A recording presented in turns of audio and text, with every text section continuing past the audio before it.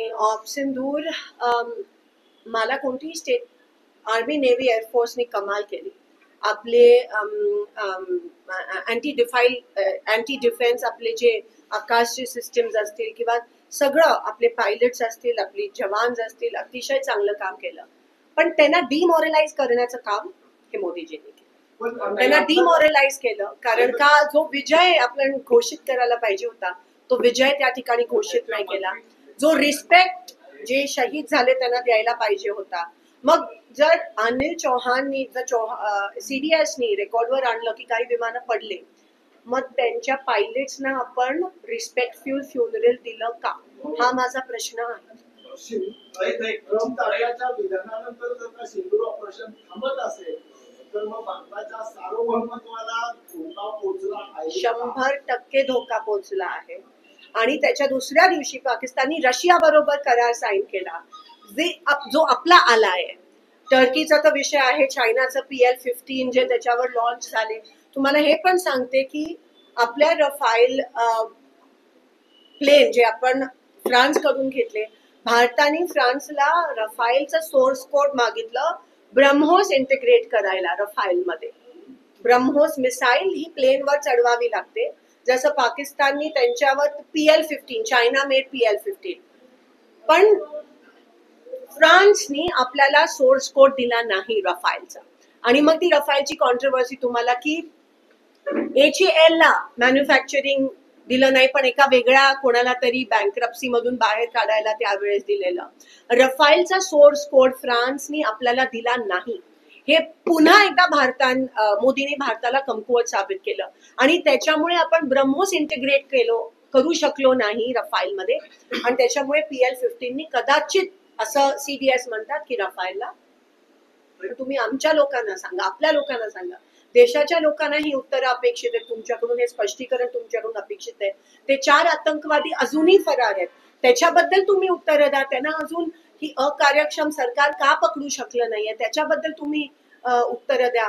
तुम्ही जयशंकरजी 15 मिनिटं आधी पाकिस्तानला सांगतात की आम्ही अटॅक करतोय, त्याच्याबद्दल उत्तर द्या. म्हणजे आम्ही अटॅक करतोय, तुम्ही सतर्क राहा आणि आम्हाला त्याच्यामुळे ती कदाचित विमानं खाली पडली, त्याच्यामुळे कॅज्युअल्टीज. मग हे सगळं बघून आपल्या आर्मी नेव्ही आणि एअरफोर्स डिमॉरलाइज नाही का होणार, मला सांगा. एवढं तुम्ही कमकुवत या ठिकाणी झालात या सगळ्या मोठ्या ह्याच्यामध्ये. आणि निवडणुकीला सामोरं जावं लागतं, ही राजकीय स्ट्रॅटेजी असं वाटतं. जाती जनगणनाचा जो निर्णय दिला त्याच्याबद्दल कोणते प्रश्न विचारणार आहेत, त्याच्यामध्ये कोणते, जसं तेलंगणाने केलं त्याच्यामध्ये कोणते प्रश्न विचारणार आहेत, ते टाइम बाउंड किती असणार आहे. जे मंत्रालय जाती गणना जनगणना करते त्यांना पैशाची तरतूद पण निधीची तेवढी केली नाही आहे. तर हा पण एक दबावाखाली राहुलजींनी जे सातत्याने प्रिडिक्शन केलेलं त्या दबावाखाली येऊनच ही घोषणा त्या ठिकाणी केली आहे. जोपर्यंत हे होत नाही तोपर्यंत महिला आरक्षण पण देऊ शकणार नाही, तोपर्यंत डिलिमिटेशन पण होऊ शकणार नाही. तर त्याच्याबद्दल पण आम्ही स्पेशल सेशन मागतोय. आम्ही ऑप सिंदूर बद्दल पण स्पेशल, ऑप सिंदूर मी तिन्ही आर्मी नेव्ही आणि एअरफोर्सला सलाम करते. अतिशय इंडिपेंडेंटली त्यांनी काम केलं आणि भारताचा विजय झाला असं का जाहीर केलं नाही सरकारने, हा प्रश्न माझ्या मनात आहे. सरकार आणि CDS मध्ये जी एका पानावर नाही आहे, ते CDS म्हणतात आमची विमानं पडली आणि का पडली, कशी पडली ते महत्वाचं नाहीये, पण त्याच्यानंतर पण सरकार ते ऍक्सेप्ट करत नाहीये. अमेरिकेच्या हातात भारत एक कठपुतली आहे का, हा प्रश्न मला पडतो.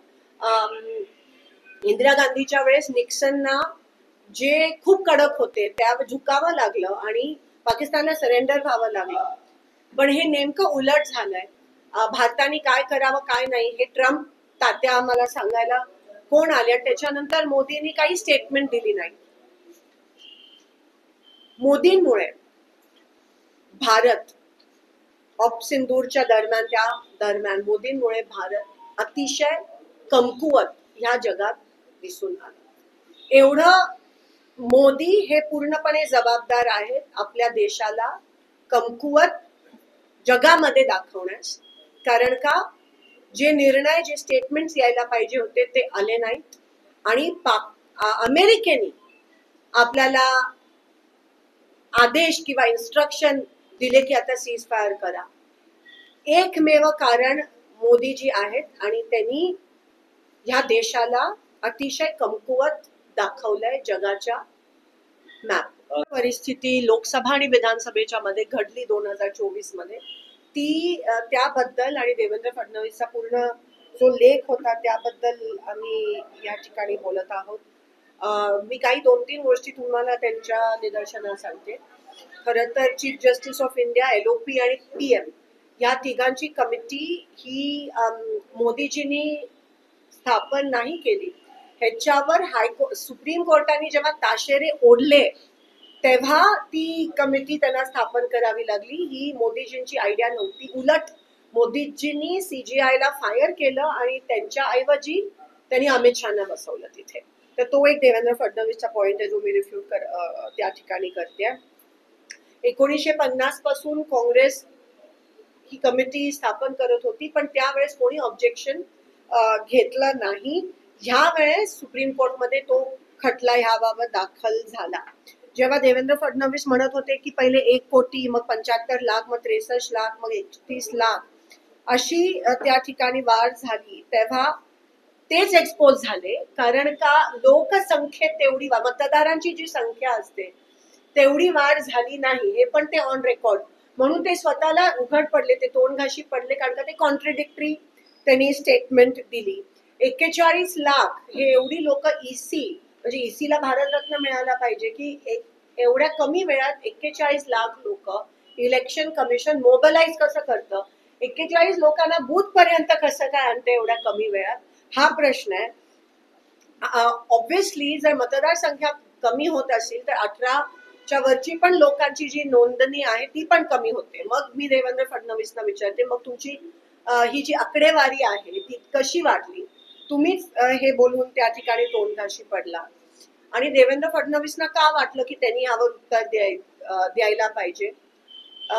चोर के दाढी में तिनका असं एक प्रकारचं तिकडे आपल्याला दिसून येतं. 2024च्या लोकसभेमध्ये 5.83 लोकसभेमध्ये 5 नंतर झालेल्या वोटिंग मध्ये पर्सेंटेज वाढ झाली आणि विधानसभेत 7.83 वाढ झाली. ह्याचा अर्थ त्यांनी लोकसभेत पण मॅनिप्युलेशन केलेलं, पण त्यांना कळलं की 5.83 हे कमी होतं आणि म्हणून त्यांनी 2% जास्त लोकसभेत विधानसभेत वाढवलं, 7 केलं 5चं. CCTVचा कायदा जेव्हा आम्ही मागितलं CCTV फुटेज तेव्हा मोदी सरकारने CCTV कायद्यामध्ये बदल केली आणि अमेंड केलं आणि त्याच्यामध्ये सांगितलं की CCTVचं फुटेजचा ऍक्सेस तुम्हाला त्या ठिकाणी मिळणार नाही. मग नेमकं का लपवतात, का त्यांना द्यायचं नाही, काय लपवायचा प्रयत्न करता, का तुम्ही उघडकी सगळ्यांच्या समोर उत्तरं देत नाही आहात आणि आकडेवारी देत नाही आहात? आणि फडणवीसजी महाराष्ट्राची धुरा सांभाळा, स्पोक्सपर्सन बनायचं त्या ठिकाणी प्रयत्न करू नका. अकार्यक्षम अयशस्वी असे तुम्ही प्रवक्ते भाजपचे आहात. ठराविक ठिकाणी जिकडे BJPचं ऑपोजिशन होतं तिथेच त्यांनी हे मॅनिप्युलेट केलं. काही ठराविक सीट्सवर शहर मध्य असेल, अक्कलकोट असेल, अशा ठिकाणी एवढं मतदान संख्या झाली नव्हती, अशा ठिकाणी त्यांनी मॅनिप्युलेट केलंय. जिथे देवेंद्र फडणवीसांचं कट कारस्थान पण असेल की त्याला एकनाथ शिंदे आणि अजित पवारना वीक दाखवायचं आणि म्हणून ते पण आपल्याला खूप ठिकाणी त्या पद्धतीत दिसून येते. अगदी कालचाच कार्यक्रम